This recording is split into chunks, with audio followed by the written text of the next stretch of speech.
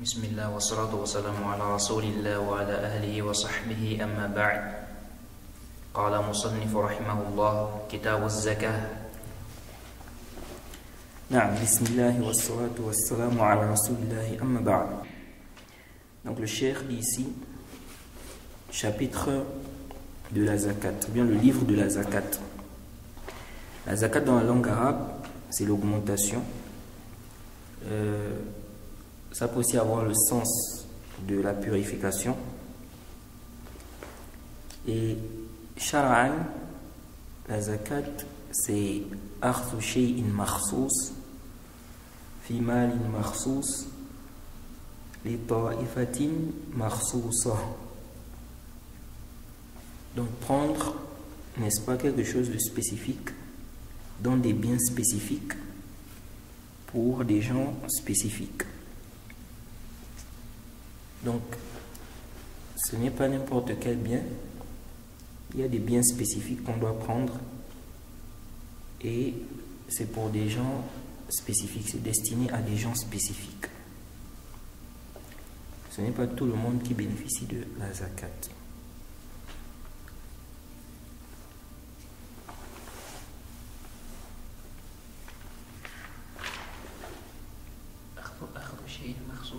أخذ شيء مخصوص في مال أو من مال مخصوص لطائفة مخصوصة.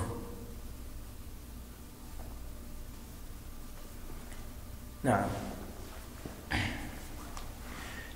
وهي واجبة على كل مسلم. نعم. Donc le cheikh dit ici et la zakat est obligatoire sur tout musulman. Bon, ça c'est connu. La zakat fait partie des piliers de l'islam. C'est une obligation. Et plusieurs textes montrent que ça fait partie des piliers. Parmi les textes, ou parmi les preuves dans le hadith d'Ibn Omar, où il dit que Buni al-Islam ala khamsin.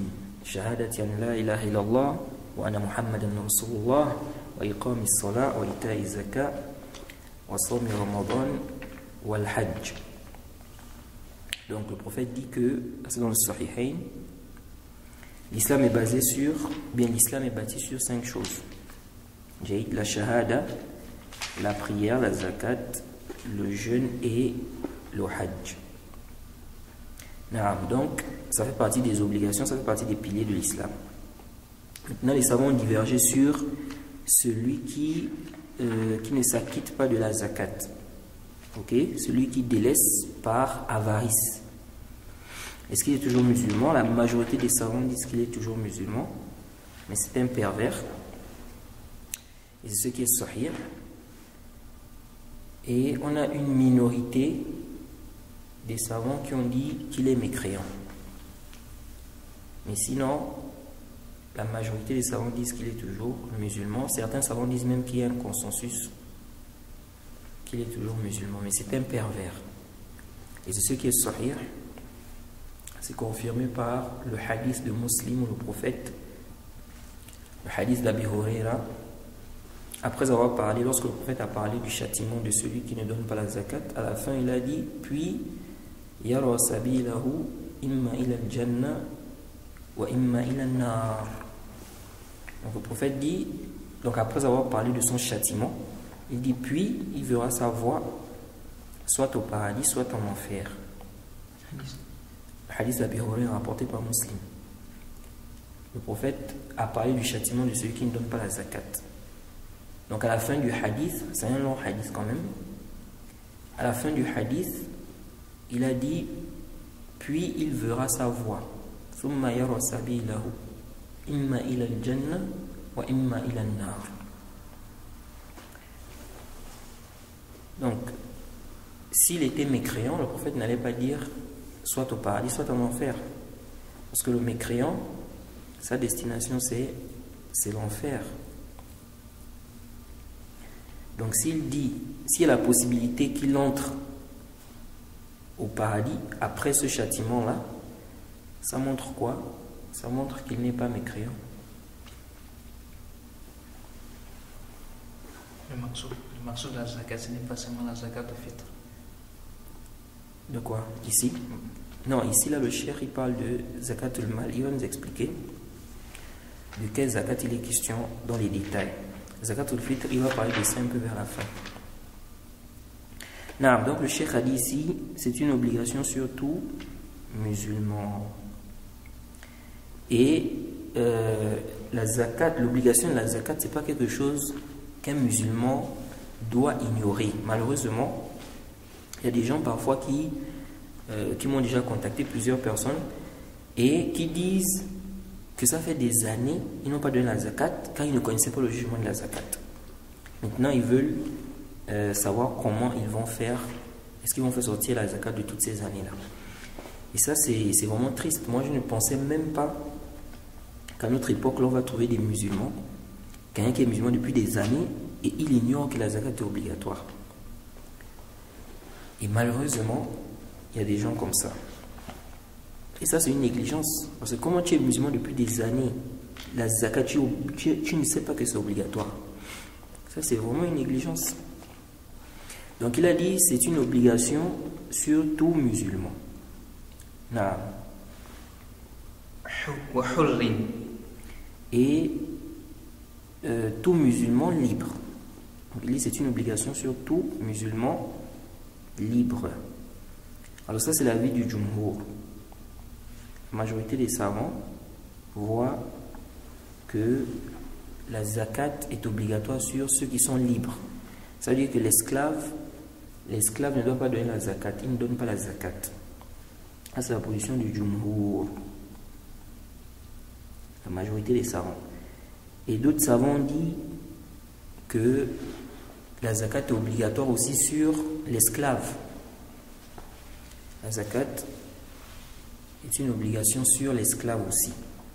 Et ça, c'est l'avis de Ata, de Abu Thawr, de Taous, de Daoud al-Zahiri et ses compagnons, donc les Zahiriya. Et on rapporte ça aussi d'Al-Hassan. Donc ceux-là ont dit que c'est une obligation même sur l'esclave. Donc ce n'est pas seulement celui qui est libre. Et c'est cet avis-là qui est apparent à l'œil le plus savant. Les textes sont généraux. Donc même l'esclave, il doit donner la zakat. Il doit donner la zakat. Et son maître n'a pas le droit. Son maître n'a pas le droit de. Et son maître n'a pas le droit de l'empêcher de donner quoi? La zakat. Comme il n'a pas le droit de l'empêcher de prier. C'est une obligation sur lui. Donc il ne doit pas empêcher l'esclave de prier. De la même manière, il ne doit pas empêcher l'esclave de donner quoi? La zakat. Il doit donner la zakat aussi. S'il est riche. S'il atteint le nisab. Il faut savoir aussi que les savants qui ont dit que la zakat n'est pas obligatoire sur l'esclave, ils ont divergé si c'est obligatoire sur le maître. C'est-à-dire que ils ont dit oui, c'est pas obligatoire sur l'esclave. Mais est-ce que le maître, il doit obligatoirement faire sortir la zakat dans l'argent de l'esclave? Parce que eux, pour eux, l'argent de l'esclave, c'est l'argent du maître. Ils ont divergé en deux avis. Mais cette divergence-là ne nous concerne pas en réalité. Car on a dit, l'esclave doit faire sortir la zakat. Malaka nasaban. Nisaban. Malaka nisaban. Donc il dit ici, la zakat est obligatoire sur tout musulman libre qui a, n'est-ce pas, qui possède le seuil imposable de la zakat, le seuil minimum de la zakat, le minimum imposable. Et on va voir combien c'est. ولا زكاة في مال حتى يحول عليه الحول إلا. Le cheikh dit, il n'y a pas de zakat dans les biens jusqu'à ce que cela fasse 1 an. Donc ça doit faire 1 an. Sinon, il n'y a pas de zakat dedans. Et c'est venu dans le hadith d'Ibn Majah, authentifié par le Cheikh Al-Albani. Le prophète a dit la zakata fi malin hatta yahula alayhi al-hawl. Il a dit la zakata fi malin hatta yahula alayhi al-hawl.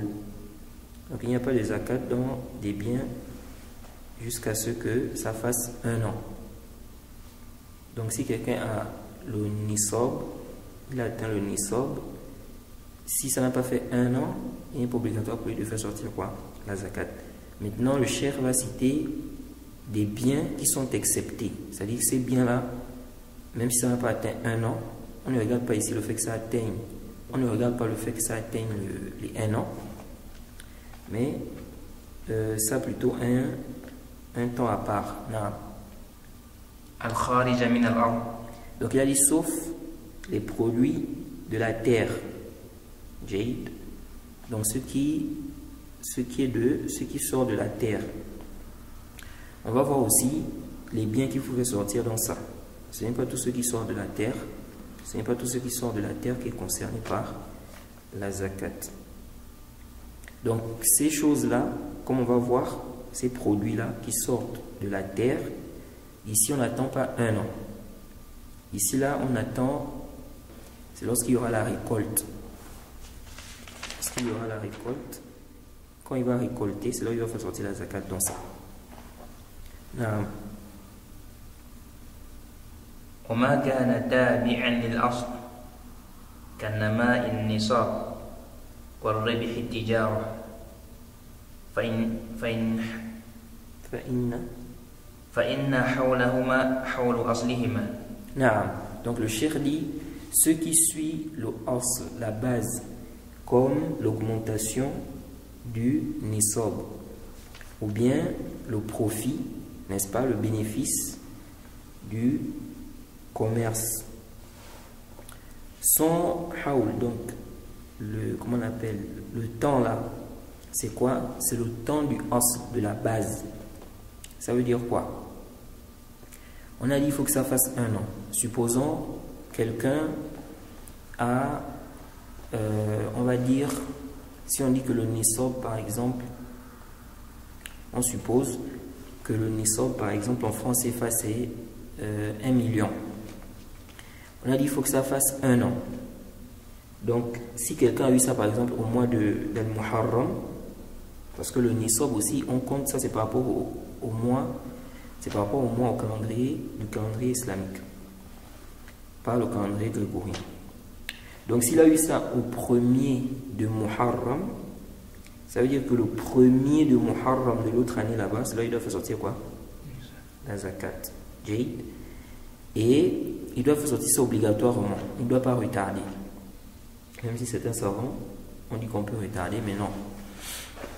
L'ordre implique, le as, c'est que l'ordre implique quoi? Qu'on se précipite, qu'on fasse la chose aussitôt. Sauf si on a un dalil qui montre qu'on peut retarder. Donc dès que la personne, dès que le 1er d'Al-Muharram de l'autre année arrive, il doit faire sortir quoi? La zakat. Ok, maintenant quelqu'un a dit c'est 1 million le nisab. On a dit ça doit faire 1 an. Quelqu'un par exemple qui fait du commerce. Pendant les 1 an là, il a eu des bénéfices. Ok, il se retrouve, on va dire en 1 an, il se retrouve avec 3 millions. 3 millions de quoi? De son, à partir de ces 1 million qu'il avait là. Ici là, ce qui est venu en plus là, si on regarde, ça n'a pas fait 1 an. Jade. Mais ici là, ça prend le hukm du asl. C'est ce que le cheikh dit ici. Ça veut dire qu'ici là, il va faire sortir l'argent, il va faire sortir la zakat dans tous les 3 millions là. Jade. Il va faire sortir la zakat dans tous les 3 millions là, même si ce qui est venu en plus, ça n'avait pas quoi? Ça n'avait pas le même. Ça n'a pas fait 1 an.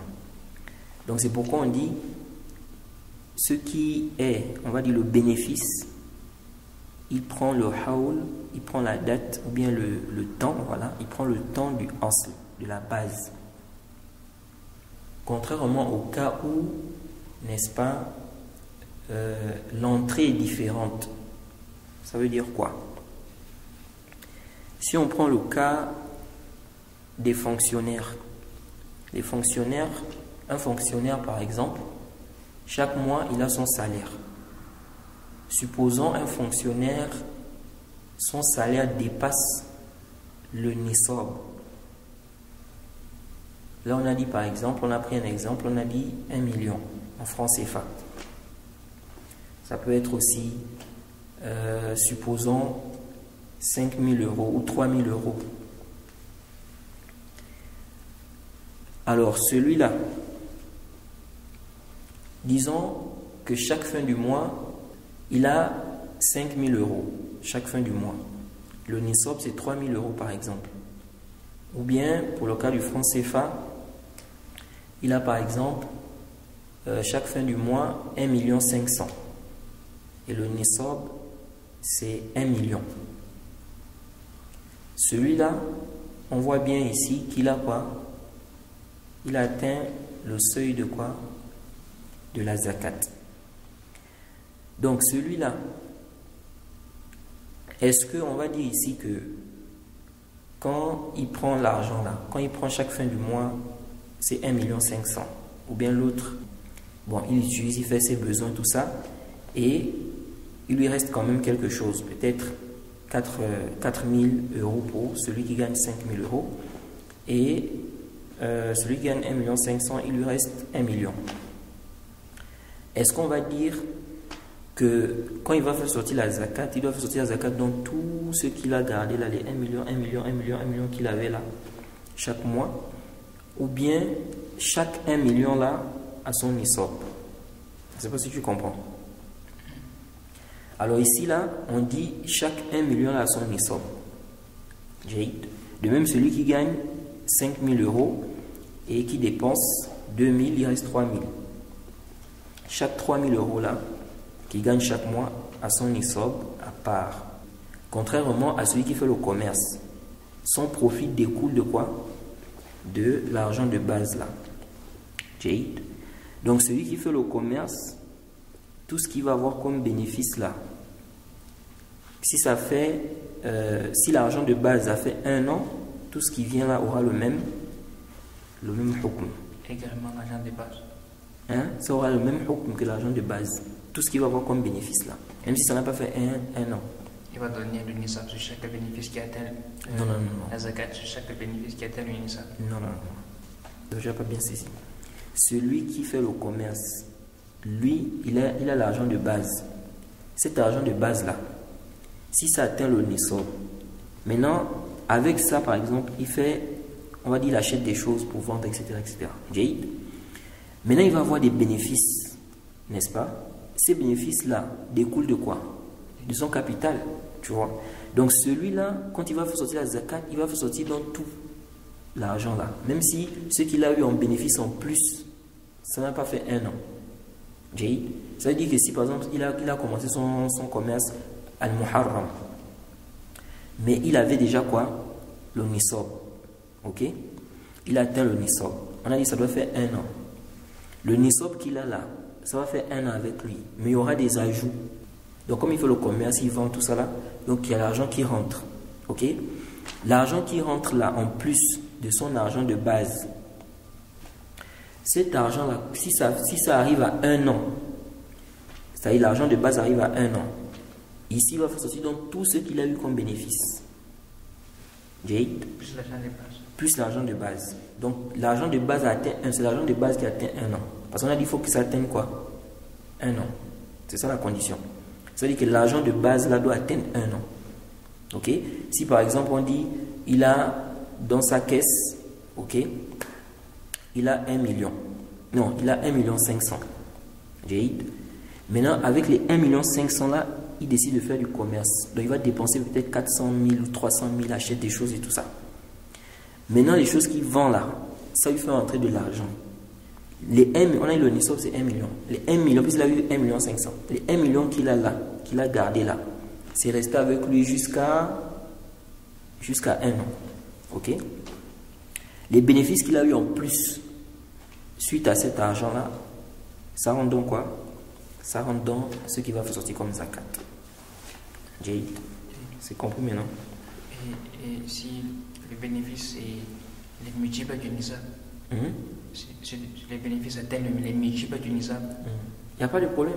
C'est-à-dire tout ce qu'il va avoir comme bénéfice, une fois il a déjà pris cet argent-là, il a fait du commerce avec. Maintenant, tout ce qu'il va avoir comme bénéfice, là, même si c'est le multiple, même si c'est multiple, même si c'est triple, même si c'est quoi, du moment où le bénéfice là découle de quoi? Du capital, là, de l'argent de base là, ça rentre dans quoi? Donc ça veut dire que si en un an, il a commencé avec ses 1,5 million, maintenant il se retrouve en un an avec par exemple 5 millions, à cause des bénéfices, tout ça là. Mais le plus là, donc on va dire, si on a dit 1,5 million, donc 3,5 millions, les 3,5 millions là, qu'il a eu en bénéfice là, ça n'a pas fait un an. Parce que ça c'est venu après. Ok? Mais comme l'argent de base, le capital, l'argent de base a fait un an, il fait sortir dans tous les 5 millions là. Jade. Maintenant, celui qui travaille, lui, c'est différent. Celui qui est fonctionnaire, donc ici, là, lui, là, chaque salaire qu'il aura, il va faire quoi? Il va compter un nisab à part. Jade. Quand on parle de nisab, c'est quoi? Le nisab, c'est... Le nisab, c'est le minimum. Le minimum que tu dois... Dès que tu as ça, la zakat est wajib sur toi. On va voir ça. Par exemple, si on dit le minimum, pour qu'on dise que la zakat est wajib sur toi, le minimum pour qu'on dise que la zakat est obligatoire sur toi, c'est 1 million. C'est-à-dire que celui qui a 1 million de francs CFA, il fait partie des gens qui doivent donner la zakat. Celui qui a moins de 1 million, il ne fait pas partie des gens qui doivent donner la zakat. Jade. Donc le nisab, c'est le minimum que tu dois avoir pour qu'on dise que la zakat est wajib sur toi. Et ce nisab là, ça doit faire un an avec toi. Ça veut dire que si par exemple quelqu'un a 1 million, mais il utilise, là-dedans il utilise pour payer ça, c'est pas moi, il loue par exemple, donc il paye le courant, la nourriture, il paye la maison, et ça descend, lui là il n'aura pas quoi? Il n'y a pas les zakat à donner ici. Mais si par exemple la personne a, on dit le nisab c'est 1 million, la personne a 3 millions, la personne fait ses besoins, paye la maison, tout ça, il y a toujours, le minimum est toujours là. Même si c'est 2 millions qui restent, ou bien 1,5 million, la personne doit donner quoi? La zakat. La zakat c'est une partie. Oui, la personne va faire sortir une partie dedans, on va voir ça, le quart du dixième. Elle va retirer une partie, elle va donner, c'est pas tout ce qu'elle va donner. Non, donc le cheikh ici nous fait comprendre que les bénéfices donc, qui découlent du asl, ça prend le même hukm que quoi? Que la date de la base. Et pour le cas des fonctionnaires, bon, certains voient que c'est un peu compliqué parce que s'il faut compter pour chaque mois, compter son nisab à part, c'est un peu compliqué. C'est pourquoi certains, n'est-ce pas, certains gens de sciences ont fait la fatwa que la personne peut donner la zakat, elle peut anticiper, elle peut donner la zakat avant. C'est-à-dire elle compte déjà combien, toute l'année elle aura combien, et puis elle donne la zakat avant. Il y a d'autres savants qui ont dit non, que tu ne peux pas donner la zakat avant. Parce qu'ils ont vu que si la personne doit calculer pour chaque mois son nisab à part, ils ont vu que c'est un peu compliqué. C'est-à-dire que chaque mois, la personne doit contrôler son argent et calculer. Donc, on va dire, Al-Muharram, la personne a eu une somme qu'elle a mise de côté, ça atteint le nisab. Ça veut dire que le mois d'Al-Muharram de l'autre année va faire sortir. Le mois de Safar qui arrive, elle a eu encore un salaire. Il y a toujours le nisab dedans. Donc, elle doit compter que ce salaire-là, l'autre mois de Safar là-bas, elle va donner quoi? La zakat. Ça veut dire que pour elle, chaque mois de l'année, elle va faire sortir quoi? La zakat pour ce qu'elle a eu l'année précédente. Je pas compris. La zakat, la personne, chaque mois par exemple, quelqu'un travaille. Disons que le nisab c'est 1 million. Si tu n'as pas 1 million, la zakat n'est pas obligatoire. Il faut que tu aies au minimum 1 million. Ok, tu as 1 million. Al-Muharram, dans le mois d'Al-Muharram, tu as eu 1 million. Ok? C'est 1 million, tu as mis ça de côté. Tu n'as pas utilisé ça. La zakat est wajib sur toi, mais il faut que ça fasse 1 an avec toi, les 1 million là. Si ça descend avant Al-Muharram de l'autre année, il n'y a pas la zakat dedans. Ok? Donc maintenant, toi, tu as gardé ça. Le mois de Safar qui arrive, tu as encore eu quoi? 1 million. Ces 1 million, est-ce que ça prend le même hukm que les 1 million que tu as eu à Al-Muharram? Non. Ça son nisab à part. Okay? Donc ça là, tu comptes ça aussi à part. Donc j'ai eu Safar aussi 1 million. Maintenant, les 1 million que tu as eu à Safar là, tu vas donner ça à Safar de quoi? De l'autre année. Ça veut dire que toi, si ton salaire, si chaque mois tu as le nisab, ça veut dire que l'année qui va venir, chaque mois tu dois sortir quoi? La zakat. C'est bon? Là. Oui, vas-y. ولا تجب الزكاة إلا في 4 أنواع. Donc le cheikh dit, la zakat n'est obligatoire que sur 4 catégories de choses. Donc la zakat, ce n'est pas dans tous les biens. Ok? Ça ne concerne pas tous les biens. Donc il dit, ce n'est obligatoire que dans 4 catégories de choses. Et tu vois, ça fait partie aussi de, comment on dit, ça fait partie de la miséricorde aussi d'Allah envers nous. Parce que on ne nous a pas demandé de faire sortir la zakat dans tous nos biens. On fait sortir la zakat dans des biens spécifiques. Mais avec ça, il y a des gens quand même qui ne donnent pas la zakat. Pourtant, on ne nous a pas demandé de donner ça dans tous les biens. Alors que ne pas donner la zakat, ça fait partie des grands péchés. C'est très grave.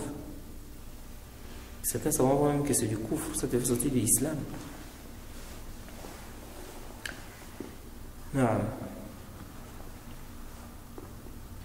السائمة من بهيمة الأنعام. Non. Donc le cheikh dit ici, la zakat n'est obligatoire que dans 4 catégories de biens. Premièrement, il dit les bestiaux de pâturage. Jaïd. Donc ici, là, premièrement, on a les bestiaux des pâturages. As-sa'ima, ce sont des bêtes qui se nourrissent d'elles-mêmes. Jaïd. Elles se nourrissent d'elles-mêmes. C'est-à-dire que ce n'est pas l'homme qui nourrit ces bêtes-là. Et ça, c'est la position du Jumhur. La majorité des savants voit que la zakat, tu ne donnes ça quand on parle des bêtes. Donc, première catégorie des choses dans lesquelles on doit prendre la zakat, ou dans lesquelles la personne doit faire sortir, ou dans lesquelles la personne doit faire sortir la zakat, on a les bêtes. Et on va voir quelles sont ces bêtes-là. Maintenant, ces bêtes-là, est-ce que c'est toutes bêtes? Non. Ce sont les bêtes qui se nourrissent, n'est-ce pas, d'elles-mêmes. Donc tu ne nourris pas ça. Ok? Par exemple, le mouton. On va voir que les moutons font partie des bêtes dans lesquelles on doit faire sortir la zakat. Donc ces moutons-là se nourrissent d'eux-mêmes. Cela, c'est ce qu'on appelle sa'ima. Donc ça veut dire que si tu as des moutons que tu nourris ces moutons-là, il n'y a pas quoi? Il n'y a pas de zakat dans ça. Jaïd, il n'y a pas de zakat dans ça, sauf si tu fais quoi? Sauf si tu vends, sauf si c'est urud tijara, comme on va voir. Donc si ce sont des moutons que tu vends, ici tu vas faire sortir la zakat dans l'argent que tu auras. Mais si c'est des moutons comme ça chez toi que tu manges, tu gardes, tu élèves, c'est pas pour, comment on appelle ça? C'est pas pour vendre. Si c'est des moutons que tu gardes comme ça, ici là, si c'est toi qui les nourris, il n'y a pas quoi? De zakat dans ça. Si elles se nourrissent, n'est-ce pas? Si ces bêtes-là se nourrissent elles-mêmes, il y a la zakat. Et il y a le cas où l'homme nourrit et la bête se nourrit aussi seule. Jaïd. C'est-à-dire que c'est une bête qui elle-même va chercher sa nourriture par-ci par-là, mais parfois aussi tu donnes la nourriture, tu donnes l'eau, tout ça. Ok? Dans le cas où il y a un mélange, les savants disent on regarde ce qui est ghalib. Ok? Si la majorité des cas, la bête se nourrit d'elle-même 7 mois dans l'année, par exemple on va dire 7 mois dans l'année, ou bien 8 mois ou 9 mois, elle se nourrit d'elle-même la bête. et le reste, tu la nourris. Ici, là, il y a la zakat. Et lorsque c'est à égalité, par exemple 6 mois, 6 mois, ici, là, les savants ont dit, on donne la zakat. Et si le plus souvent c'est toi qui la nourris, ici il n'y a pas de zakat. Donc on regarde ce qui domine. Ça c'est venu dans un texte, le prophète a précisé ça, que c'est dans, on fait sortir la zakat dans ce qui est sa'ima. Et le cheikh, il n'a pas mentionné ça ici, mais c'est venu dans un hadith. Il n'a pas mentionné le hadith là. Et c'est venu aussi pour le ghanam. Il reste maintenant la vache ou les vaches. Je ne connais pas un hadith où on a précisé ça, mais certains savants ont fait l'analogie pour le cas de la vache. En tout cas, ça va venir. Bref. Donc ici, le cheikh a dit les bestiaux de pâturage. Et aussi, lorsque j'ai dit que la personne ne doit pas retarder là, pour la zakat, on a dit parce que premièrement, l'ordre de donner la zakat, ça implique qu'on se précipite. Donc dès que le moment arrive, et c'est une façon aussi de faciliter aux pauvres parce que voilà, ils sont dans le besoin. Donc retarder, ne pas donner ta zakat, tu vas mettre ces pauvres-là, ou bien ceux qui doivent bénéficier de la zakat, pas seulement les pauvres, tu vas mettre ces gens-là dans la gêne. Donc celui qui nourrit le mouton et ces bestiaux-là par lui-même et qu'il va vendre par la suite, la zakat obligatoire sur lui. Celui qui fait quoi? Celui qui nourrit les bestiaux-là par lui-même, qu'il va vendre. La zakat sur lui. Oui, lui doit donner la zakat. Parce que lui là c'est un rôle de tijara.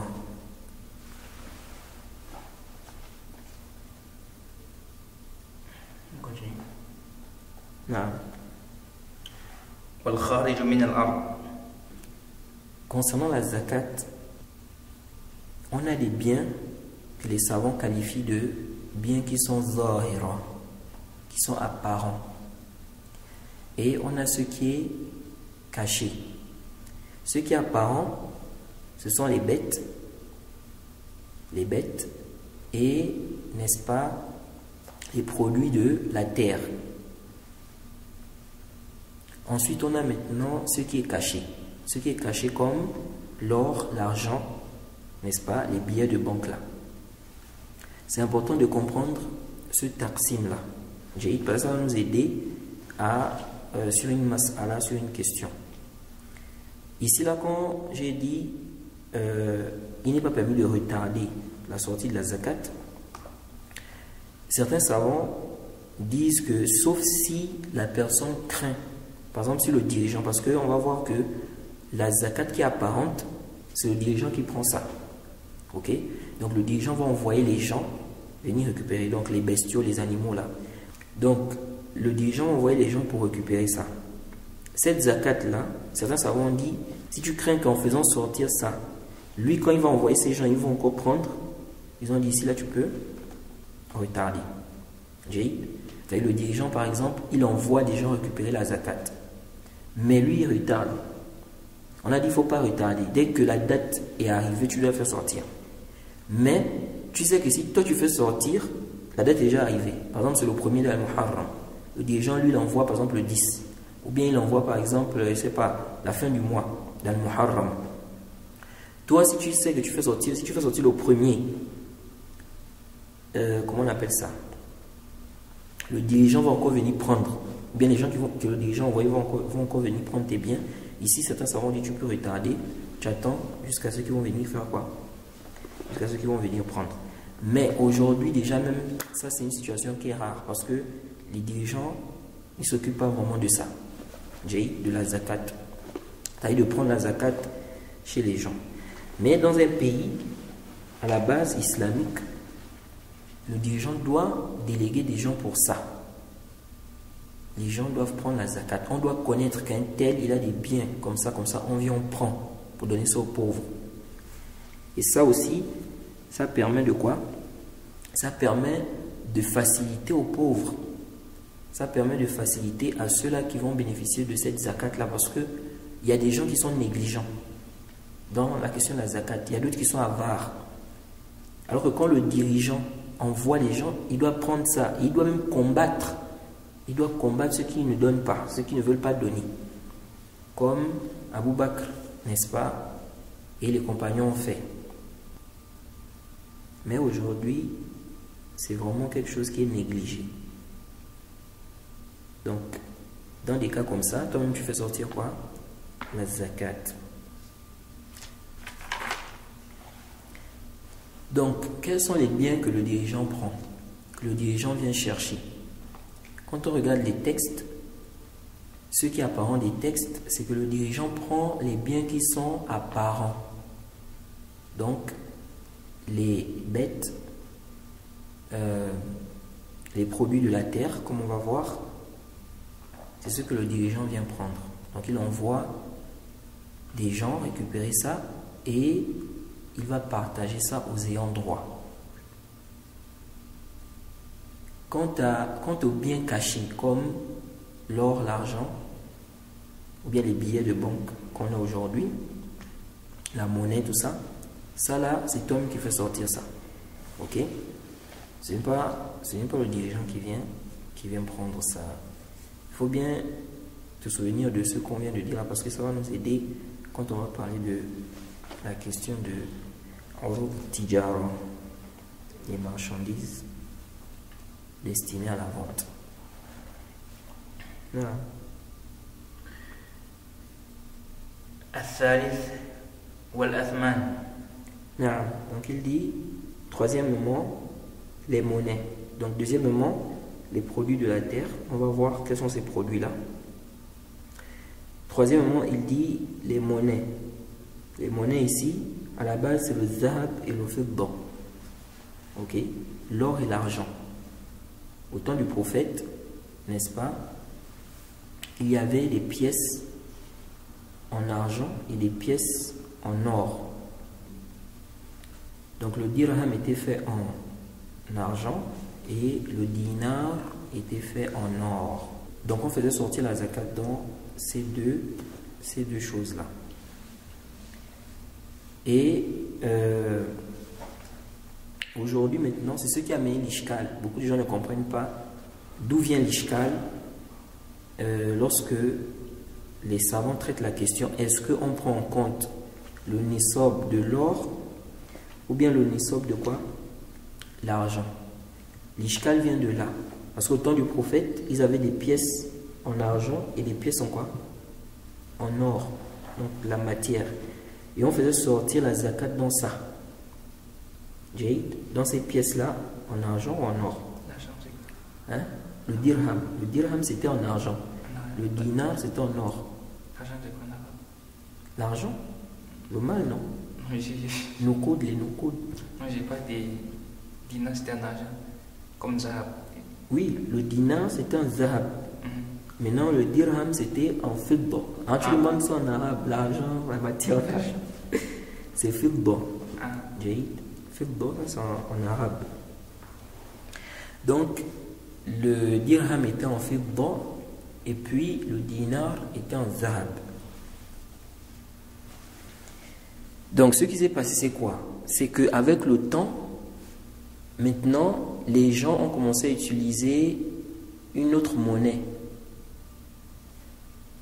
Ce qui est fait en papier, là, qu'on utilise aujourd'hui. Donc, les gens ont commencé à utiliser ça. Et des pièces qui ont été faites à partir de, comment on appelle? Du cuivre ou du fer, comme ça.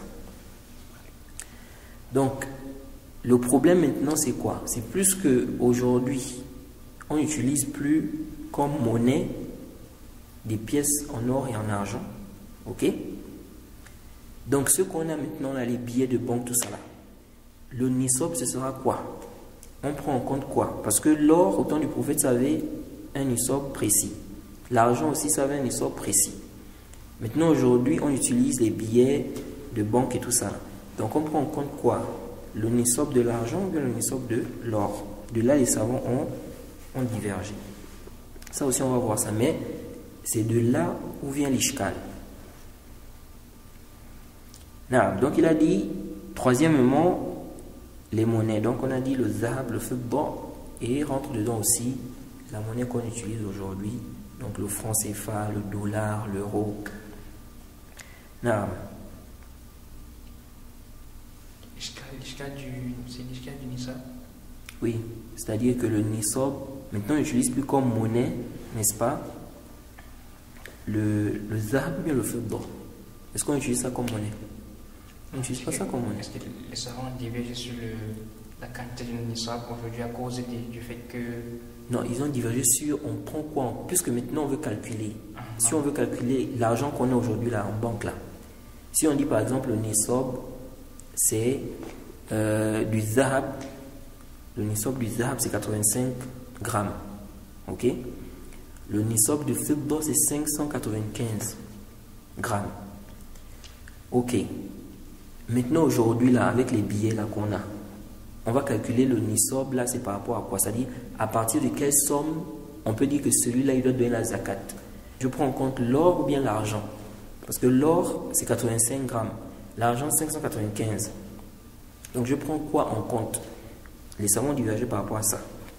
Donc, j'expliquais qu'il y a des gens qui ne comprennent pas d'où vient la divergence. La divergence vient du fait qu'au temps du prophète, le nisab de l'argent était à part, le nisab de l'or était à part. Et on pouvait faire sortir la zakat dans l'argent et dans l'or. Ok? Mais aujourd'hui, ce n'est plus le cas. Parce qu'aujourd'hui, les billets, ce qu'on utilise comme monnaie maintenant, ce n'est plus l'or et ce n'est plus quoi? L'argent. Donc, comme c'est plus l'or, c'est plus l'argent là. Maintenant, là, ce qu'on utilise là, on va prendre quoi en compte? On prend quel nisab? On prend celui de l'or ou bien on prend celui de l'argent? C'est à cause de ça qu'il y a eu la divergence. Mais si on utilisait toujours l'or et l'argent, khalas.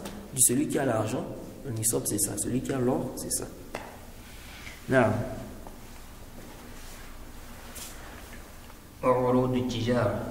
Quatrièmement, les marchandises donc, qui sont destinées à la vente. Donc, la zakat, on doit prendre ça dans ces 4 choses-là. Les bestiaux, le pâturage, et on va voir de quelles bêtes il s'agit, parce que ce n'est pas toutes les bêtes aussi.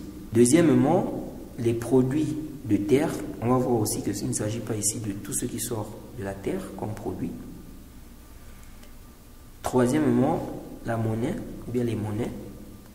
Et quatrièmement, les marchandises destinées à la vente. Maintenant, le cheikh va détailler tout cela. Zakat saïma. Donc, il commence ici par la zakat, n'est-ce pas, des bestiaux de pâturage. Et là, il va parler des bêtes qui se nourrissent d'elles-mêmes, comme on a expliqué.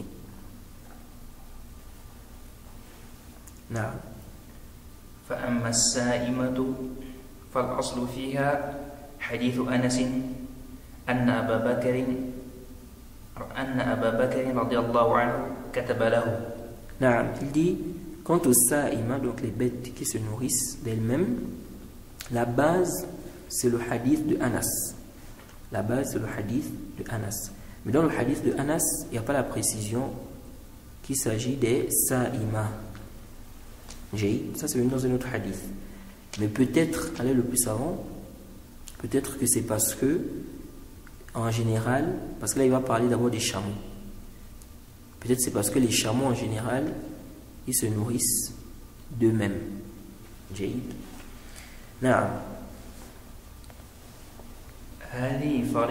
il a dit la base c'est le hadith de Anas. Donc la base dans la zakat, n'est-ce pas, des bêtes, on commence par le hadith de Anas ici. Donc il dit, c'est le hadith de Anas. Abu Bakr lui a écrit. Donc Abu Bakr a écrit à Anas. Le hadith est dans le Sahih al-Bukhari et Abu Daoud, Tirmidhi et bien d'autres. Donc le cheikh va nous citer ce hadith là. Donc il dit, هذه فريضة الصدقة التي فرضها رسول الله صلى الله عليه وسلم على المسلمين والتي أمر الله بها ورسوله. والتي أمر الله بها رسوله. والتي أمر الله بها رسوله. نعم. Donc ici, il dit que Abu Bakr a dit, voici donc l'obligation dans la zakat qu'Allah a rendu obligatoire, que le messager a rendu obligatoire sur les musulmans, ce qu'Allah lui a ordonné. نعم. في 24 من الإبل فما دونها من الغنم. On va s'arrêter là.